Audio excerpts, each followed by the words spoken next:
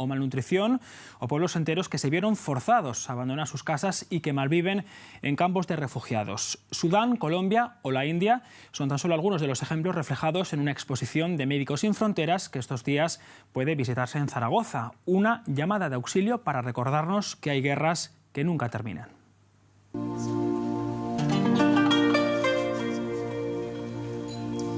Quizás sus ojos o su llanto ocuparon portadas de periódicos o minutos en los informativos. Quizás su sufrimiento llegó al último rincón del planeta. Pero pasó el tiempo y las cámaras de televisión se fueron. Las ONG se llevaron sus hospitales de emergencia. Los gobiernos dejaron sus promesas incumplidas y el tiempo se encargó de borrarlo todo. Periodistas y médicos se convierten en los ojos y la voz de quienes han sido olvidados y siguen viviendo en el infierno.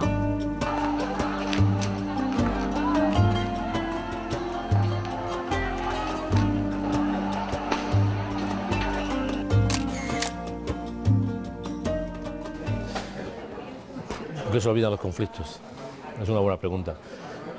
Yo creo que los medios de comunicación funcionan por impactos, ¿no? Por impactos mediáticos. Es decir, es muy difícil que dos guerras sobrevivan en una portada.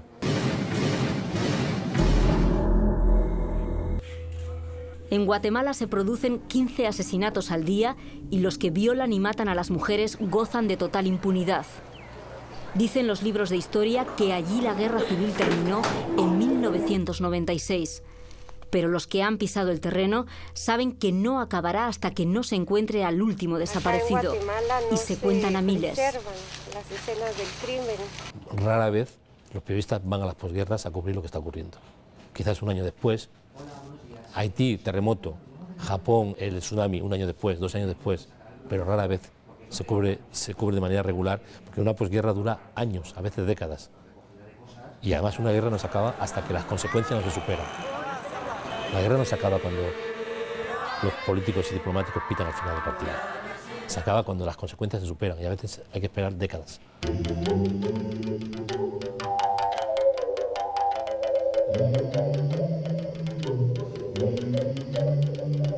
Esta exposición de Médicos Sin Fronteras que se puede ver en Zaragoza nos lleva a los conflictos olvidados por los gobiernos, los medios de comunicación, las ONGs y la sociedad.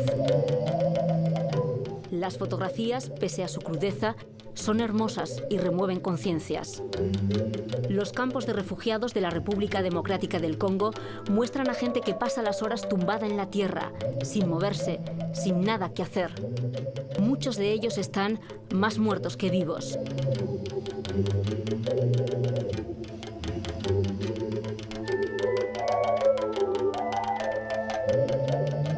En Sudán, en Darfur, realmente pues, el conflicto es enorme y la cantidad de desplazados que había, bueno, en ese momento y actualmente, pues es impresionante, ¿no? Y la cantidad de desnutrición o malaria que puede haber y que ves a la gente con 4 palos y cuatro trapos que llegan desplazados y con miedo de sus pueblos. Y esa amenaza constante pues impresiona bastante esa sensación de vulnerabilidad, ¿no? En las personas, de quedarse sin nada, ¿no?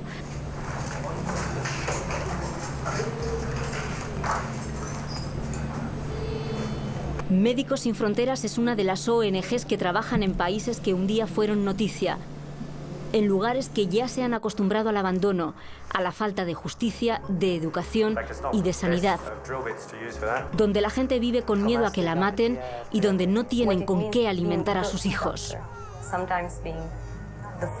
Cuando el foco se pone en otro lugar, la sociedad se olvida, los gobiernos se olvidan. De hecho, todas las promesas que se hicieron a Haití de los gobiernos para reconstrucción y demás se olvidaron en cuanto los focos apuntaron a otro lugar. Además coincidió con la crisis y Haití sigue la gente viviendo en la calle, sigue habiendo problemas de cólera, seguimos atendiendo muchísimos actos de violaciones porque las condiciones de vida son nefastas aún. Y la diferencia entre ese momento mediático y el actual es ese, que la gente sigue muriendo, la gente sigue teniendo necesidades, pero nadie lo sabe ahora. nos acordamos levemente. En Níger actualmente están muriendo centenares, miles de niños. Y nadie se entera. En Bangladesh, esta mujer pide restos de pescado para dárselos a su hijo. Allí, la minoría musulmana son esclavos que construyen carreteras, cargan arroz y cortan hierba. Huyeron de su país, Myanmar, porque eran perseguidos por los militares. Por ejemplo, hace varios años, el terremoto en Myanmar, los equipos estuvieron casi una semana en la frontera sin poder entrar al país. Todo el equipo, todo el material, teníamos equipos en el interior del país que estaban trabajando en proyectos de desarrollo, pero la Junta Militar de Myanmar no permitía el acceso porque no querían testigos internacionales que pudieran ver el desastre que es aquel país. Nos tuvieron una semana negociando con ellos para entrar y como te puedes imaginar, en una situación de estas características, cada hora, cada día que pasa, se cuentan vidas humanas.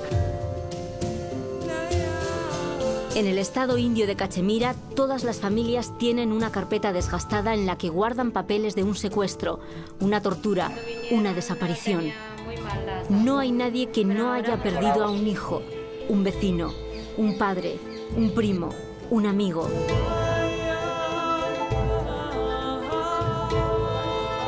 Cementerios llenos de gente que nunca saldrá en los periódicos. Los conflictos de los que nos informan acaban produciendo mucho más víctimas, porque cuando no están presentes los medios de comunicación, evidentemente es mucho más fácil matar, es mucho más fácil violar los derechos humanos, es mucho más fácil de alguna forma hacer que ocurran cosas que no ocurrirían con muchas más dificultades si la prensa estuviese documentando lo que está ocurriendo.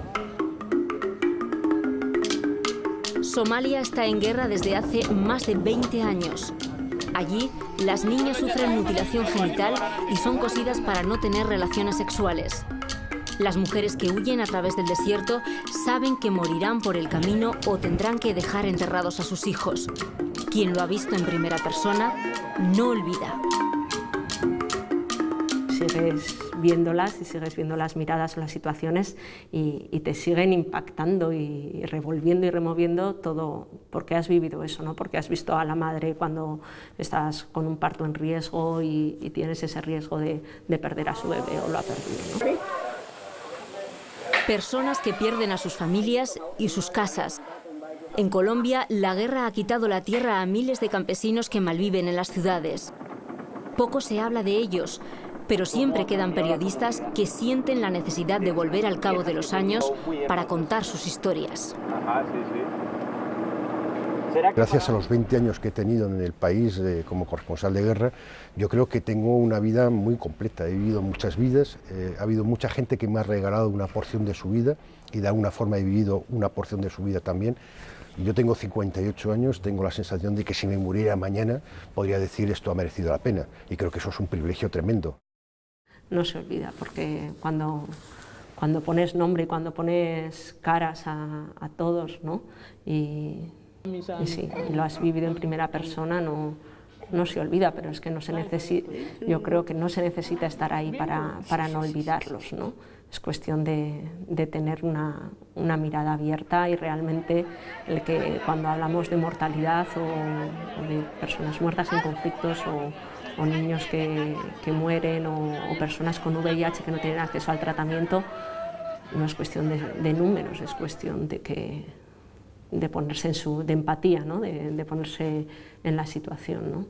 Tú has visto lo peor del ser humano, has visto matar, has visto ejecutar, has visto violar, has visto gente violada, has visto bombardeos, has visto morir gente y quieres buscar esa compensación en cuando de repente la guerra ha finalizado y la gente empieza un poco a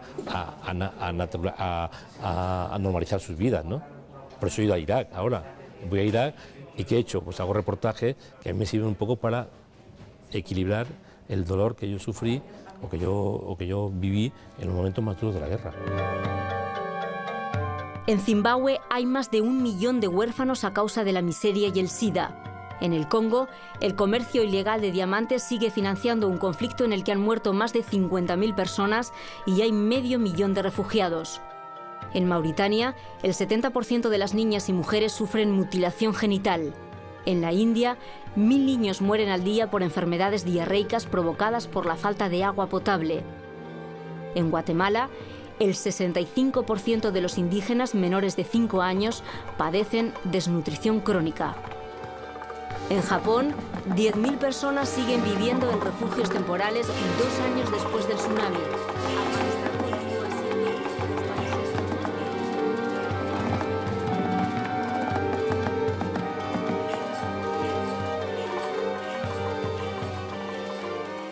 En los últimos 40 años, el número de mujeres fumadoras en nuestro país ha pasado del 5 al 20% y en la actualidad las adolescentes fuman ya más que sus compañeros varones.